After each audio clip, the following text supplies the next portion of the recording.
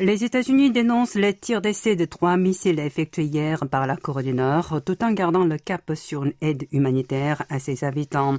Le département d'État américain a évoqué hier le fait que le pays communiste a testé rien que cette année 23 engins balistiques en violation de plusieurs résolutions du Conseil de sécurité des Nations Unies et d'ajouter que son patron Anthony Blinken s'est entretenu avec ses homologues sud-coréens et japonais et que les 3 hommes ont condamné ces lancements. Le ministère américain a pourtant tenu à indiquer que Washington cherche toujours à dissocier le volet humanitaire du dossier nucléaire et qu'il est donc prêt à accorder une assistance au royaume ermite à l'épreuve du Covid-19. Son sous-secrétaire d'État pour la Corée et le Japon a confirmé cette position. Mark Lambert a en effet assuré que l'administration Biden poursuivrait un tel soutien.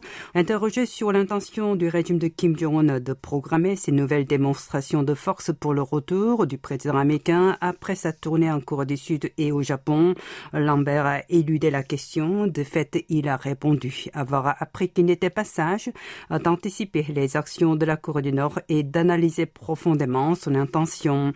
Le diplomate a par ailleurs précisé que lors de sa visite à Séoul et à Tokyo, Joe Biden et les dirigeants des deux pays avaient largement échangé sur l'engagement des USA de fournir une dissuasion nucléaire élargie à leurs principaux alliés d'Asie.